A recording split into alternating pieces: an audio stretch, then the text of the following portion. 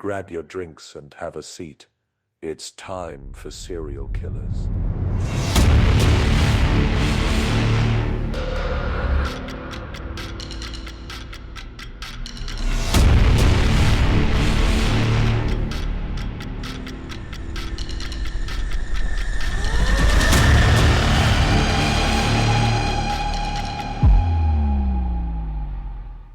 Here we are, as per usual. It is your favorite time on Thursday. That is, if you're listening to it on Thursday. You might be listening to it any other day, but it's your favorite time. It's the time where you get to hang out with me. I'm T. And I'm Jay. And we are here to tell you all about the things we know about serial killers. Yes, sirree, Bob. I'm sure you already know, because most of you are probably repeat listeners, which, again, yeah. Thanks. And if this isn't for you, if you don't want to listen to serial killers, go on get. Go on, get on out. I do want to make a quick shout out. Last week we talked about Tony Costa. And at the end of the episode, I had, kind of told you guys some of the books and stuff that were out there. And I told you that there was a book that is called The Babysitter, My Summers with a Serial Killer. And I was telling you about it and about how I have not read the book, but I saw some stuff about the book and I really wanted to read it. And I just wanted to shout out and say a very heartfelt thank you to my mother-in-law, because she sent me that book. I just got it today. Today is, we're recording, we pre-record, so we're recording on a Sunday. So I just got that book, and my guess, if I'm going to give any sort of estimation, because we're going to be really busy this week, I probably will start that next week and be done with it within, I'm giving myself probably, a day? Maybe two? It might be a good plane ride book. Yeah, it could be, but I'm just saying, I typically can finish a book like that when I'm interested, I can bang out a book in literally a couple hours. Yeah, and I read at such a slow level compared to her. She'll be like, read this, and she'll hold up her phone, and then she'll start to take it away. I'm like, I'm only halfway done. Yeah, I'm a very fast reader, which is also why, and I love to research, and when I'm researching things like serial killers, I just gobble that info up. So thank you very much. I will not be saying her name on here. Thank you very much. But you know who you are. Thank you very much, mother-in-law. You have no idea how excited I am to read this book. Yeah, thanks, Ma. So that's that. Also, why are we so busy this next week? I'm sure you all want to know.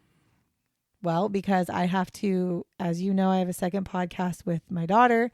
I have to pre-record 2 episodes for each podcast. So if you can do the math, that's 4 episodes of podcasts that I have to research, record, and edit, set up for them to play.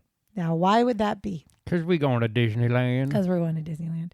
Yes, sirree, Bob. And by we, I mean myself and Jay. No, we're not going. We're just us. And so we're going to be getting ready to do that as well. And if you've been listening for a while, that's probably not a shock to you. And if you're new here, welcome. We like to talk about serial killers and true crime, but we absolutely love Disney as well. And if you could see our podcasting room, which happens to be our guest room, but it doesn't have guests because we're not really friendly, if I'm being honest. We don't have people to stay here. But we have been slowly turning this room into a decoration of Disney stuff, because we're not over the top Disney adults, but I definitely want a Disney But we room. like Disney. It's a very nice room to just come and decompress in, even though we talk about serial killers. Yeah, it makes it a little easier to talk about the gruesome shit we talk about. Yes, and so in a room like this. Well, and we're not done decorating, but when you look around the room, there is not one single thing on this wall or in here as a decoration that doesn't have to do with the Disney stuff. So. Yep, we got characters, we got decorations, we got all sorts of stuff. We have pins from all of our trips, and we continue to collect, and we're going to continue to put them on the wall. And so, yeah, and if you've ever been to the world of Disneyland, in California, there is 2 parks next to each other. So Disneyland and California Adventure. Jay and I talked about in California Adventure, there's a store that they have a bunch of artwork. Let's say, home decor. Yeah, it's like home decor, but it's like artwork. Though. And the thing is, the artwork is done by people in the parks. And it's not exactly cheap, but we talked about potentially getting at least one piece of artwork in some capacity to bring home. definitely well worth it, though. So we're going to have to see what we can come up with. Jay had a good idea earlier to put above our door. Yeah, I was going to say we should find a sign that's like Disneyland Lane or Welcome to Disney or something along those lines, or like Disney Main Street, and hang that above the door so you know what you're getting yourself into. For real, because when you walk through that magic if you're going to ever be a guest at our house, because we have so many, you'll get to stay in the Disney room. That's a lovely room of Disney. So not only do we love Disney and obsess over Disney, well, I obsess. Not only do we love Disney, but we also really love drinking coffee. Yeah. Drinking coffee. We love drinking. Or tea. I mean, we love to drink things. We talk about all sorts of drinks on here. It started off as coffee. It did start out as coffee. But, depending on when you record during the day, you may have already had 4 cups and you probably shouldn't have another one. And let's not lie. We're getting older and that coffee sits different now than it did back then. So I drink about 1 coffee a day. That's about all I can handle. Today I actually drank 2 coffees. I'm not even going to lie. We can get into what we're drinking and then get into our serial killer. Yeah, let's hit it. I think we've bored these people enough. I don't think there's anything else. No. Yeah. So I am drinking today. We actually have discovered a they're not actually new, but they're newer to us coffee stand. We like to support local more than we do corporate. Yeah, we like local and smaller. I will always drink a Starbucks if it's what there is, but I really would prefer to shop local. And so we have one place we go to a lot, but we like to share our monies with the other locals as well. So we found another local shop that my daughter has been going to, and we went there. And I get at that specific location. Before I say this, if y'all drink coffee, do you guys have specific coffees that you get at each location? Because I do. Like your go-to. Like I actually do. Like if it's Starbucks, it's this. If it's Revive, it's this. If it's Country Coffee, it's this. Look, I'm not looking at what the drink of the day is. I have my drink. Specific. And to be honest, if it's Dutch Bros, it's nothing because I won't be drinking any sort of Dutch Bros or Black Rock because their shit is just not good. It's just not good. So those are the ones that I'll be drinking. So at this one, I drink a sugar-free hazelnut, iced sugar-free hazelnut coconut milk latte.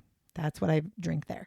So that's what I had, or that's what I'm having today. And yes, mine may sound familiar because I do like familiarity. So it's just a 20-ounce ice quad shot, sugar-free French vanilla Americano.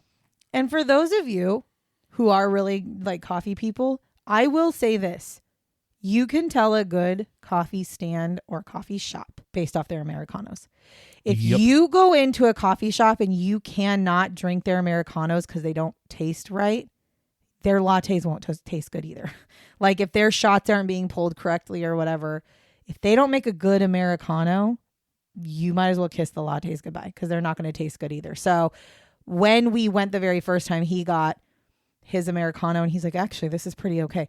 So, I mean, we most definitely, I mean, there are places that I will not go because I've had bad coffees from them. So it's, it just doesn't, being someone who used to own a coffee shop, I most definitely am picky. And if I'm paying fucking $8 for a cup of coffee, I want to be able to drink the whole thing. I don't want to throw it away and I don't want to feel like shit after drinking it. So that's what we're drinking today to go with our lovely story. Serial killer. With our lovely story. Speaking of story, who hit it? I'm going to tell you.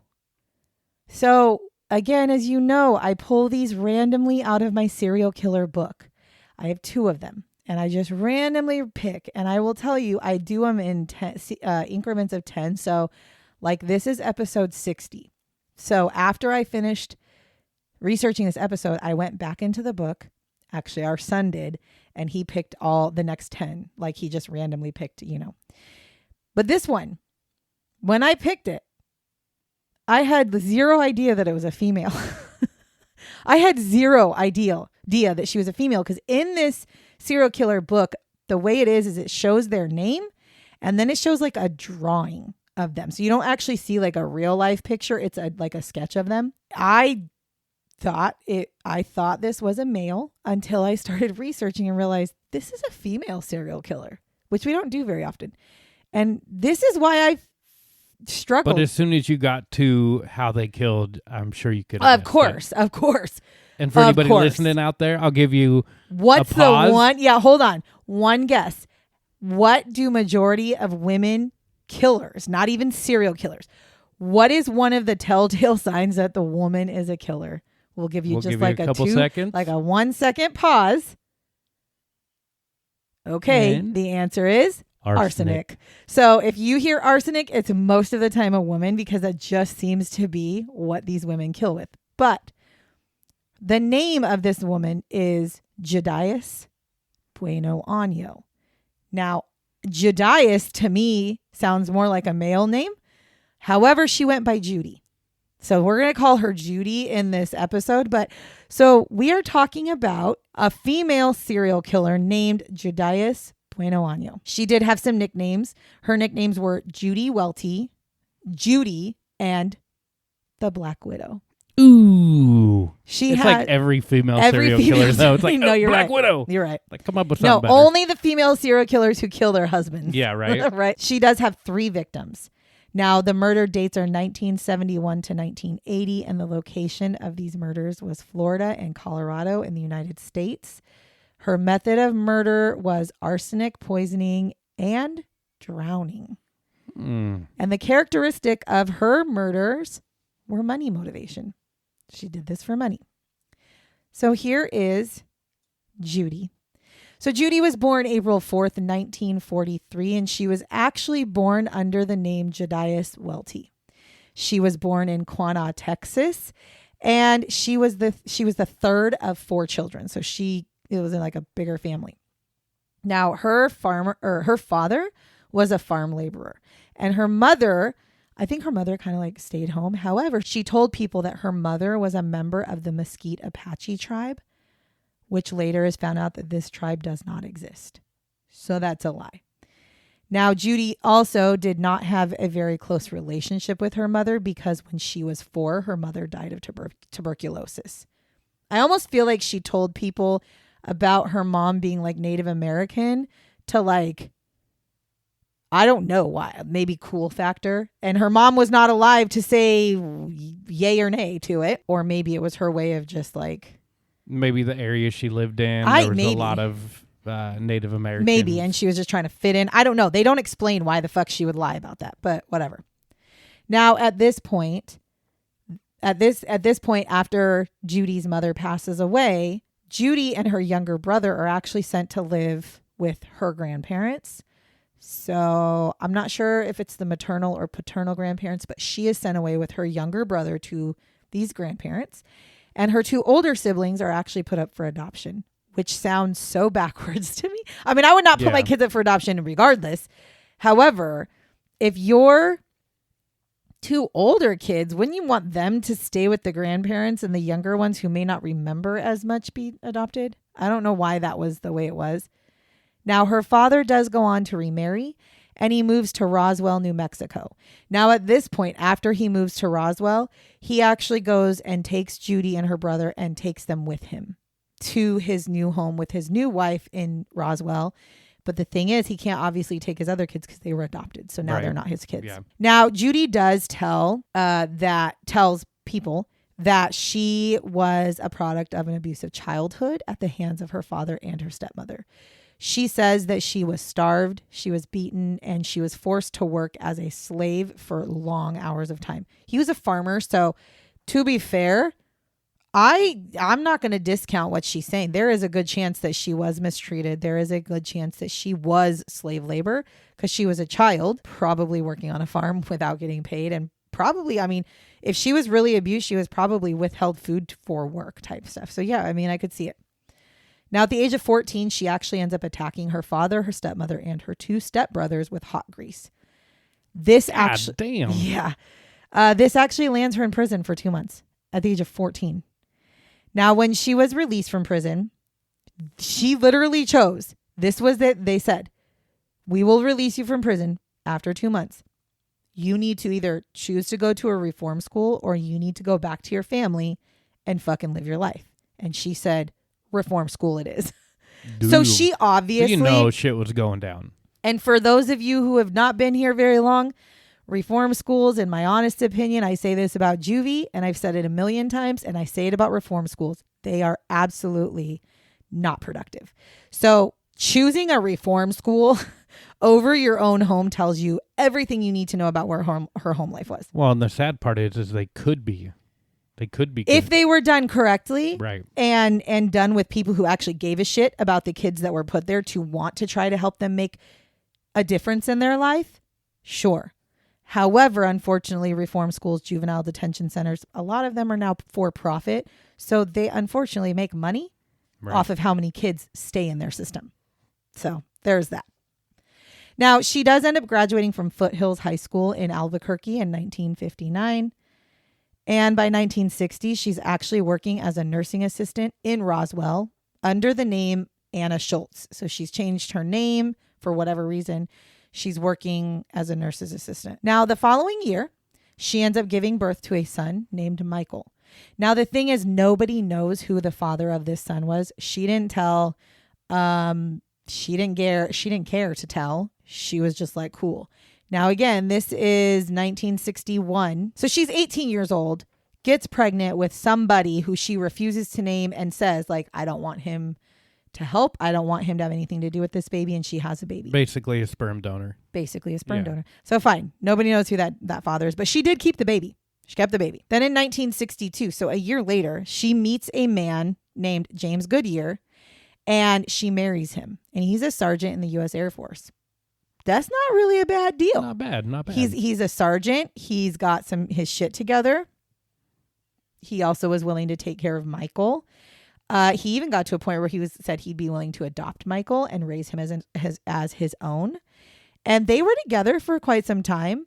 They actually end up having 2 children together, James and Kimberly. So now they have three children, and they got a family. And he raises Michael like his own. And honestly, there's nothing in any of this he was not deemed to be abusive. He was not nothing. Like, it genuinely sounds like they had a good relationship. Then later in the 1960s, the family actually moves to Orlando, Florida. And this was mostly because James had been reassigned to the Strategic Air Command Base at McCoy Air Force Base. So as a typical family does, they just move, do the thing. And then James goes on and he actually spends a year in Vietnam, which anytime anybody who's a military family, that's how it goes. Your significant other disappears for a year. And back then, could you imagine in 1971, like, how do you communicate? You can't. Yeah, they ain't got FaceTime. It's not like now. Yeah, like now you can at least phone, probably about it. Yeah, now you can at least have times where you probably like can FaceTime or whatever. But back in the 70s, it was like snail mail, and like I couldn't imagine just sitting at home when Jay travels for a week to 2 weeks. Yeah, when Jay travels, like he'll be going to Vietnam again in June for work, and when he goes during that time, if I don't hear from him by his morning, and if I don't hear from him at his night, I think he's dead. I think he got caught up in some shit and he's dead. And I'm not even there for war.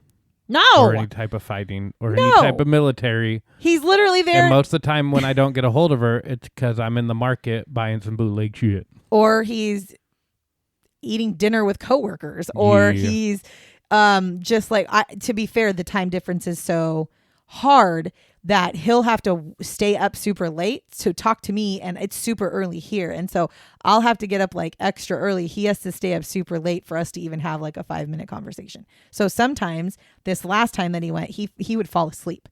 Like there was one day he fell asleep and I was literally like, I didn't know what to do because I'd woken up. I hadn't heard from him, and it's like 11 o'clock his time, and I keep calling. And I'm not trying to like wake her up super early. And people, yeah.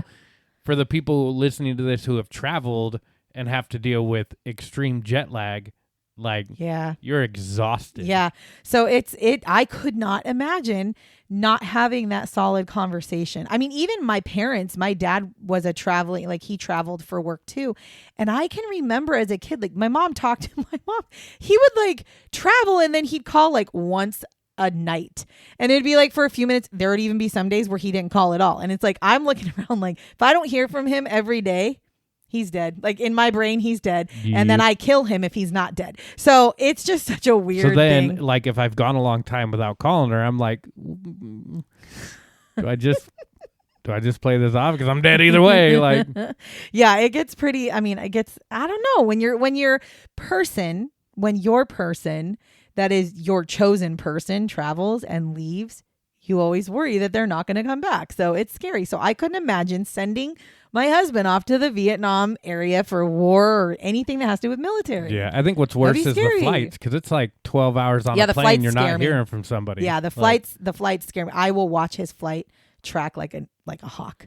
I watch it like a freaking This hawk. time should be a little bit better because I'm flying into South Korea. Well, it's just scary. It doesn't matter. I don't care where you're flying. It's so just, less that's time. It's only 10 hours and then a 5 hours. So it's a little better.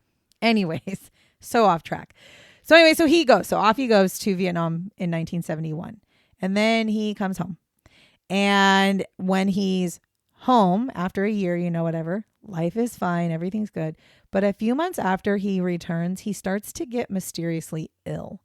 Like he starts experiencing nausea and vomiting, and he's not feeling good like every single day. He actually ends up going to the hospital because he's like, I mean, to be honest, I'm in my brain going, it's 2 months later. I'm probably thinking he caught some crazy disease from Vietnam that I didn't know about. Like that's what in my brain, like, oh God, what if he caught something that just now is like rearing its ugly head? Yeah. So he ends up going to the hospital. They cannot figure out what's wrong with him. They just know that he's super sick. And on September 16th, 1971, he dies. He dies in the hospital. Now, because he dies in the hospital, there is no autopsy. They don't have to do an autopsy because they were treating him. Yeah, they're like, he was so sick. So they knew he was sick. Stopped. And yes. And so they were kind of like, okay, his actual death at the time, they believed he was dying from renal failure anyways. But what was really weird about that is he was like an extremely healthy guy and just like all of a sudden got sick, and it seemed really bizarre. Now, upon his death, Judy actually collects $28,000 in life insurance money and $64,000 in Veterans Administration benefits, if anybody, VA benefits. So she collected a very large chunk of money because you also have to remember this is the 70s. We're not, I mean, $64,000 today is a lot of money. So think of that in the 70s. Like she's collecting money because I forgot to look it up. So after this happens, there was an article. There were 2 articles actually that said that after he died and she collected insurance money, also randomly their house lit on fire. I didn't see that in all the articles, but I'm going to throw it out there. And she collected insurance money on the house as well. Sounds like you're clean and slate. That's kind of what it sounds like. But it wasn't in every single one of the articles, but I'm just telling you what I saw. Now, she ends up picking up her family and she moves to Pensacola, Florida. So she moves from Orlando, Florida. Now she moves to Pensacola, Florida. Now, it is here that she actually meets a man named Bobby Joe Morris. Now, obviously, they get to know each other.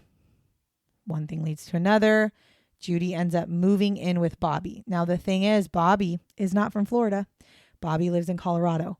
So she's kind of dating him, and he invites her and her family to come live with him. So she moves her and the children to Colorado, and she's like with Bobby, right? Now, he proposes to her. She says yes. They're living their life. He's raising these kids like his own. All is well. Now, this is about the time, so she moves in with him, and so they're together for quite some time. She met him towards the end of 1971, beginning of 1972. That's when she meets him, and then she moves in with him. And then after a while of their like life together, Bobby becomes very ill. This illness also, strangely, is very similar to that of James, her former husband, or her widowed. Yeah. I don't know if that's her first husband. Her first husband. I was gonna say the widowed, but she's the widow. So I don't know how that works. The widower. I don't know. Huh. I don't know. Anyways, so his nauseous, not feeling good, vomiting, super tired, and in January of 1978, he actually does die. Now, at the time of his death, it's actually believed that he died of a heart attack. That's what they said. They were like, yeah, I'm pretty sure he died of a heart attack. Like, that's unfortunate. Now, Judy was considered Bobby's common law wife because they had been together for so long. And even though they were not legally married, by law in the state of Colorado, being that they had lived together for so long, again, they lived together for a little over 6 years, she was common law wife to him, which means she was able to collect life insurance policies on him. And he happened to have 3 different life insurance policies. So she got to collect on all 3 different life insurance policies, and then she packs up the family and she moves them back to Pensacola, Florida. Now, it is around this time that she changes her name to Buenoano. So this whole time she's been going by her actual name, Judy Welty. That's what she's been going by. But weirdly enough, she chooses after the death of Bobby to change her last name to Buenoano, and now she goes by Judy Buenoano. Yeah, probably because she's like, well, I've done 2 of them, so switch it up. I need to make a change. So in 1979, Judy's son Michael now has been in the Army. He wanted to follow in the footsteps of his first stepfather. He wanted to follow in the footsteps of James. And so he ended up going into the Army. And Judy's son, Michael, actually starts to become extremely ill. Like, he's really sick. And he's really concerned because he's just kind of like, what the, again, he's like a younger, healthy man. And he goes to the hospital and he's going through testing. And they actually diagnosed him as having suffered from arsenic poisoning. He was diagnosed with this. I personally think that they might have thought it had something to do with his military trainings. Like, he was maybe in an area where he wasn't getting the right breathing or whatever. And for some reason, arsenic was in the vicinity. Also, for people who don't know, arsenic can be like in the form of like rat poison. I'm pretty sure. Right? That's what arsenic, right? Yes. So it could very much like, what if he was in a, like, for instance, what if he was in an armory and the armory had rats and they had rat poison all over and he was in there for hours at a time? I'm assuming that's what they were thinking was going on. Now, his sickness actually affects his arms and his legs, and he ends up getting discharged from the Army because he, first of all, literally can't use his hands anymore. And he has to wear these huge heavy metal braces on his legs to even like hardly walk. So it completely like paralyzes him. So on May 13th, 1980, Judy takes her son, Michael. Now, there were 2 reports. Let me tell you, there were 2 reports. One was that she took Michael and her other son, her stepson, James, out on this canoe. The other report said just Michael. But regardless, she went out on this canoe with Michael. And at some point, the canoe tips over, and Michael, because he has those large braces, he falls into the water. Judy ends up swimming to shore safely, and Michael drowns. Now, the version where James is there, James and Judy get to the shore just fine, and Michael still drowns. Okay, so he drowns. Now, his death is actually ruled as an accidental drowning because they're like, well, I mean, that sucks. Sure. But here's where I already had an issue with that as a mother. I'm going to die trying to save my son. Hell yes. I'm not going to leave him there this and isn't swim. Save yourself. And if your canoe is flipped upside down, flip that shit right back up, because if you are in a canoe, you should know how to flip the canoe back over, first of all. Second of all, grab your fucking son and have him hold on to the canoe bars, because he'll still, like, that'll help him like float, right? Or take the fucking braces off his leg. Maybe, or maybe Forrest Gump that shit, right? Well, he couldn't use his hands because... Oh, you're right. He couldn't use his hands. Yeah. Okay, well, if my... Okay, then let me go even farther. I mean, unless you're trying to kill your son. If I have a paraplegic son, I'm not taking him in a fucking canoe. No, if I want to take him on a boat, he's going on a sturdy boat. He's not going on a canoe. We've hit the nail on the head. Yeah, he's not going in a canoe. But let's say that is, I'm not leaving him there. So I'm going to be diving down and I'm going to try to save him. And if I die saving him, then I die saving him. I'm not going to watch my son drown, or my daughter, or my husband. I'm not doing it. This isn't a save yourself, okay? Not a save yourself moment. And if you're trying to save me because you know I can't float, you're going down with the ship. Exactly. Neither one of you and our son, our son can't float, but I'll be trying. And our son weighs like he's a fucking solid, massive person. But in the water. You're a little bit boingier, but I'll fucking do everything I can. I will do everything. And worse. And for the people that don't know, boingier is buoyancy. Just putting that out there. True. And for what makes it worse, even worse though, is if it's true that James was there, That's 2 people that could have tried to save him. Yeah. And I don't know how old James is at the time. We could have done a chain gang, like they do, something. In It's a Wonderful Life. I mean, unless they're in like whitewater raft. Right, like which rapids. I don't think they're in fucking canoes. Yeah. You're not in a fucking whitewater rafting. No.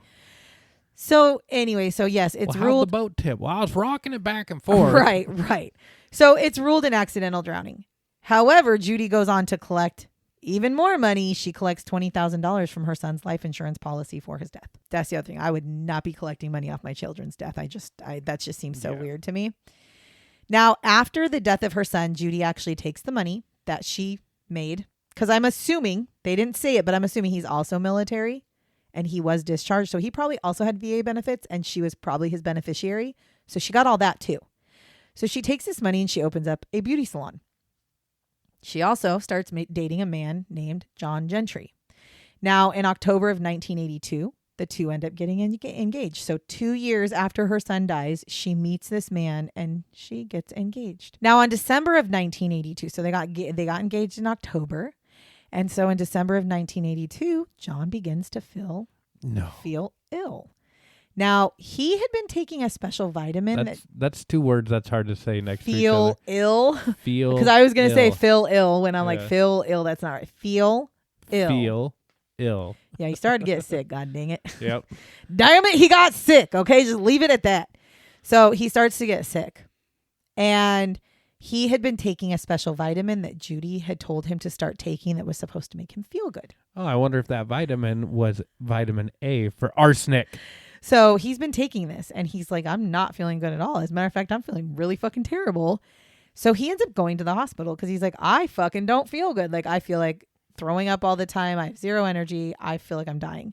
So he goes to the hospital. And when he's in the hospital, it doesn't click in his brain that as he's in the hospital with no access to these vitamins that she's been giving him, he's getting better. And he doesn't stop to put it together that, wait a minute. Well, I'm at the doctor's. Those I'm pills, getting better because they're giving me stuff to get better. Right. So for him, that's exactly right. He probably didn't think like, oh, the pills, I've stopped taking those, so I'm getting better. He's in his brain thinking, oh, I'm sick. They're giving medicines to me. Now I'm feeling better. He ends up getting good enough that he gets out of the hospital. And he goes on with his merry ass life. But later on in 1983, so this is like almost a year later, John is on his way to the liquor store because he was told by Judy that she is pregnant. And he was like, as one does, woohoo, you're pregnant. Let's go buy champagne. Nobody does that, by the way, but maybe in the 80s they did. But if you are pregnant, you are not to be drinking champagne. Maybe some apple cider. Maybe the champagne was for him. So he was going to go and like celebrate. So he gets in his car, drives to a liquor store, and his fucking car explodes. Must have been a faulty brake light. He actually survives. Now, it does lead to an investigation, though, because when a fucking car blows up, you got to find out what happened. Now, they find as they're talking, so they talk to him, they talk to Judy, they talk to neighbors, they talk to police. They start to realize that Judy has some weird discrepancies in her past. Like maybe the fact that her name didn't used to be Buenoano, first of all. Maybe the fact that she's had a husband, a boyfriend, and a son die. Maybe the fact that she's collected like $200 and something thousand worth of insurance payments over the last 11 years. So they're kind of like, something's fucking weird here. So there's that. It also is kind of helpful that they're looking in her house and they find this fucking like duct tape and they find this shit that looks identical to the fucking bomb that was placed on the goddamn car to explode it. And they're talking to neighbors. And one of the neighbors, who happens to be a friend of Judy and John, said that Judy had actually been telling the friends not too long ago that John was terminally ill.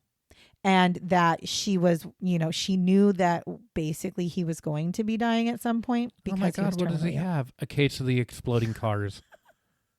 And so that was weird. And then when they're talking to John and they're like, here's all the things, like we need to know what's been going on.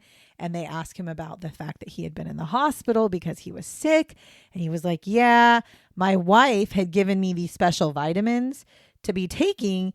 And I took them for a while, but I got kind of, I started getting really sick. So I didn't really go back to taking them when I got out of the hospital. So I kind of, it's all good.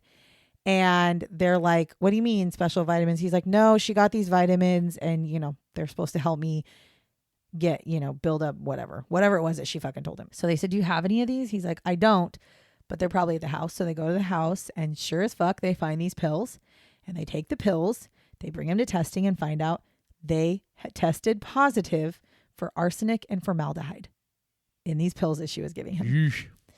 Now, with this information, they decide to go back and take a look at the other men who had died in her life. Because they're like, oh, okay, this shit's not coincidence. So they actually exhumed the bodies of her son, Michael, her husband, James, and her boyfriend, Bobby. Now, they are able to decipher that all 3 men had been poisoned with arsenic before they died. So in 1983, Judy is arrested for the attempted murder of John and the murders of James, Bobby, and Michael. And then in 1984, Judy is convicted of killing Michael and the attempted murder of John. She was sentenced to 12 years for the attempted murder, and she was sentenced to life for the murder of her son. Now, in 1985, Judy is also convicted of the murder of James Goodyear, and for this charge, she was sentenced to death. Now, she was also convicted of multiple counts of grand theft insurance fraud, and she was sentenced to the Florida Department of Corrections Broward Correctional Institution's death row for women. And she continued to claim her innocence, like always. However, at one point, after talking to people who she had befriended or talked to in the women's prison, at one point, she actually said, like, I didn't do this. However, they'll never be able to actually execute me because there's not enough evidence to point that even though I'm on death row, they'll never be able to execute me type thing because she's going to appeal and she'll get out of it. And she didn't do it. She did appeal. Judy appealed, and she actually appealed a couple of different times. But ultimately, all of the appeals that she put in were all denied and her sentences were upheld. May 30th, 1998, she was set to be executed.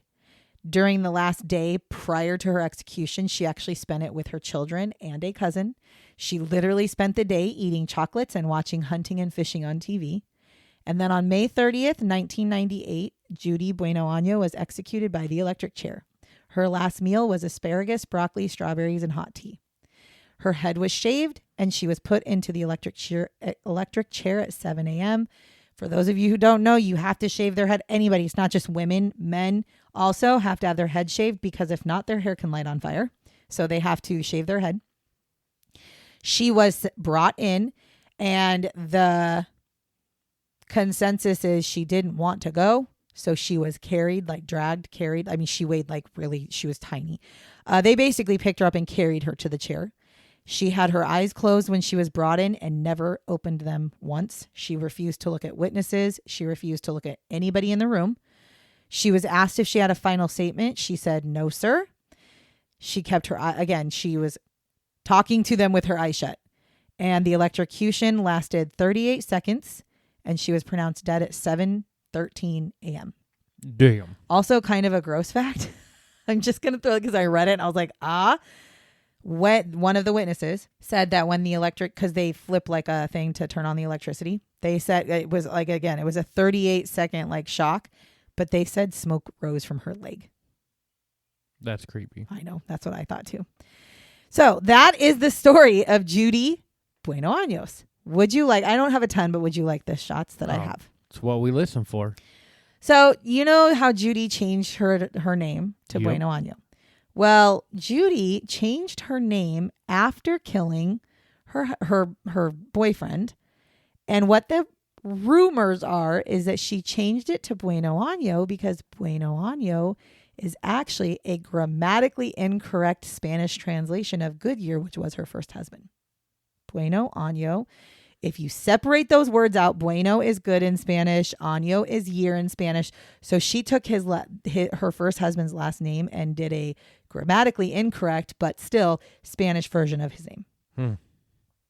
She was also not charged with the murder of Bobby, which was her boyfriend that she had killed, because they literally said she's already been given the death sentence. So why the fuck waste the time? Why waste the money? Why waste the lawyers? She's going to die. Now, Judy was also the first woman to be executed in Florida since 1848. Now, the person that was executed in 1848 was a slave girl that had been hanged. So that was the first time. So in 1998 was the first time they had executed a woman in Florida. She was also the third woman executed in the United States since the reinstatement of the death penalty in 1976. So women just typically don't die by execution. Or they just don't get caught. True. Final shot is Judy had actually stated at one point while she was in prison that she would have much preferred to be executed than to live the rest of her life in the prison she was in. So she got what she wanted. Yeah. Well, she got what and she I wanted. think the families of the people she hurt too, they got what they wanted. So the thing guess is, everybody's happy at the end. I can understand. I can't understand killing people like that. But I understand the Black Widow motive. I understand killing for money. I can't figure out how the fuck you kill your own son. Not just that, and in the way that you did it. Yeah, because he suffered. Absolutely. And she was killing. You obviously could tell she was trying to kill him before that because she had poisoned him with arsenic and it made him paralyzed. Well, so like, how do you have a child that you choose to raise, give him multiple different stepfathers, like you give a fuck, and then all of a sudden you want to kill him, and then you do, and you drown him of all things? No, what I can't understand is like, I think about my mom, and if it came out like she was murdering motherfuckers, especially my brother, I would not go spend time with her in jail before her last day. I thought that too. I'd be like, later, bitch. However, she maintained her innocence, so her kids might have thought that she didn't do it. Yeah, I don't know. I get it. I know what you mean. I'm going to tell you right now, the evidence shows completely otherwise. Yeah. But my point is there are people out there, you're in denial.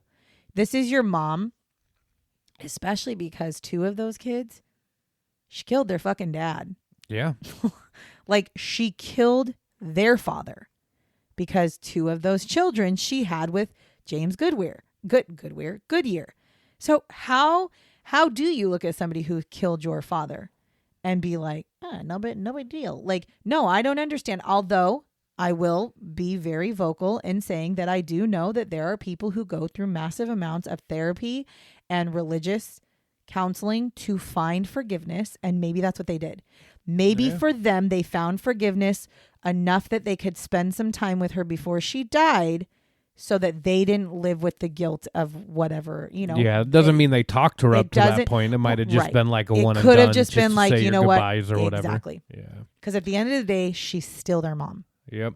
I mean, I say all the time on here that if my children were ever serial killers or, murderers for any fucking reason other than like they had to, I always say like, fuck it, you're dead to me the minute you kill somebody as like a malicious killing somebody. But that's much easier said than done. Yeah, I think you love your children. You wouldn't be able to do it because you'd want to go pick apart their brain. No, I would not want to pick apart my own children's brain because to me, that would be like too close to home. But I say that I would be able to cut them off. I don't know. I mean, I do feel like I could because I feel like, I can easily cut off pretty much anybody in my life. Yep. I have no problem cutting people off. But when it comes to your own blood or like your own children or your own mother, that's a little bit different because there's a little bit more to it. Yeah. But even then, I still feel like, I'm sorry, Mom, but if you killed my brother or my dad, I don't think I would have any problem never talking to you again. There's zero reasons why I really feel that way. I have no problem cold turkey cutting you off and never talking to you again. It is no skin off my back if you don't want to be part of my life. I don't care. For real. So that part was weird to me too, because I was like, you're right. Like, what the fuck? Like, why does she get like a family reunion before? And then on top of it, I'm a proponent. If she has a death penalty, she dies. However, in this scenario, keep her alive because she wanted to die. Yeah, she said, if she's like, I want to die, I'd be like, that's what I'm saying. I really believe that if somebody is like at peace and wants to die, let them live. But apparently she didn't because they had to carry her ass to the electric chair. It's not that she didn't want to. She was afraid, which fuck it. I'll be for real. Yeah, it's scary shit. If I was going to the electric chair, I don't even think I could walk there because that shit cannot not be painful. Yeah. You at 30 seconds of shots. Yeah, no, I Shocked. just shocked myself today doing the light switch. Like it doesn't feel good. I mean, for at least the first probably 5 to 10 seconds, you feel nothing but searing pain. And so like, no, I wouldn't want to do that either. Like ever. So I get it. You're scared. Nobody wants to die, but the electric chair, whew. Yeah. That, and this is so off topic, but I just saw a news story the other day. One of the states that have the firing squad, there's, because there's a few, they actually missed. They missed the mark on the guy, and he actually survived for like a hot little while. I was like, look, if you survive a firing squad, you get let out. No, well, because it's like 3 people. No, I know, but I'm saying you're like, Well, no. I'm still alive. They're like, well, okay, I guess. But I don't know, and I didn't read. To be fair, I didn't read the whole article. But I don't know if he actually survived, or if it was just he didn't bleed out fast enough. But I'm pretty sure what I read was that they missed the mark, and he was in excruciating pain because they didn't kill him. Because the way they have it set up, was the craziest thing when I see firing squads, is they have this person in a chair and they literally have a target on their chest, basically, or like, probably above their heart. And then they have these 3 people, these 3 corrections officers who are sitting there with these guns, and they have their guns like through like this like slit in the wall, and their literal job is to just aim at this mark. Well, they missed the fucking mark. And the whole point of it is there's 3 of them shooting. One of them should have been able to tag him in the chest. I feel like it was done on purpose. I'm not even gonna lie right now. Well, and here's the thing. With everything that they could automate, you think they could automate the firing of a gun. For real. Like, you need to have a person do that? Like, come on. I have to be honest with you. I saw an article from a warden who said the firing squad, in his opinion, is the most humane way to kill somebody because, well, granted, if they fucking hit the target correctly, but if they hit the mark, they actually virtually feel no death because they die so fast. Because I think they shoot them right in the heart. And so he's literally like, it's the most humane way because you get shot. It's like the last thing you hear is the shot, and your brain doesn't even have enough time to process that the shots went off before you're dead. He said the second most humane way is lethal injection. But he said the problem with lethal injection is sometimes that shit doesn't work correctly and people are in agonizing pain for like minutes. Sometimes you miss your mark, motherfucker. But apparently they missed their mark. I couldn't believe it. When I saw it, I was like, what the actual fuck? I'll say this a million times. I am not like pro death penalty forever. I'm saying if you have the death penalty in your state and you are given the death penalty, then you fucking die. But if they were to take the death penalty and make it complete, if they were to abolish the death penalty in the whole entire United States, I would be totally fine with that. Like, I don't have an issue with not killing people. I'm just saying, if you got the death penalty, what I can't stand is when you give the death penalty, but the person doesn't actually die. And it's just kind of like, I don't understand. And it does cost more money to keep somebody alive on death row than it does to just keep them in jail for the rest of their life. So if you're just going to prolong their death, fucking put them on. Just give them life and move on, because they're going to die fucking their own natural causes anyway. So move on. I don't care if they, whatever. And honestly, none of the ways of killing somebody is humane. I don't care fucking what you're doing. I don't care if it's a death penalty or if it's murdering somebody. It's all murder at the end of the day. When you kill somebody for killing somebody, you're still murdering that person. That person dies because you killed them. Yep. So it's murder upon murder. You murder somebody for murder doesn't really make much sense, really. So it's all inhumane in my opinion, if you want to know. So I guess if you really want to put, I guess I'm not as pro death penalty as y'all thought. Ha. And now you know what we think about murder. As always, because that's all we talk about. Yup. And some coffee and a little bit of Disney. Okay? And with that being said, we're going to say thanks for listening. And please make sure you're following us. If you have not clicked that little plus or that little follow button, please do. Because all that's going to do is remind you every time a new episode comes out, which is every Thursday. Yep. And we look forward to bringing you another one next Thursday. We do. And I think that's the part, I think this is the part where I'm going to say thank you so much for listening to us talk about Judiás Buenoano, the Black Widow who killed husband, boyfriend, son. And goodbye. And I'll follow it up with the bye-bye. Remember to lock your doors and bar your windows. Until next time.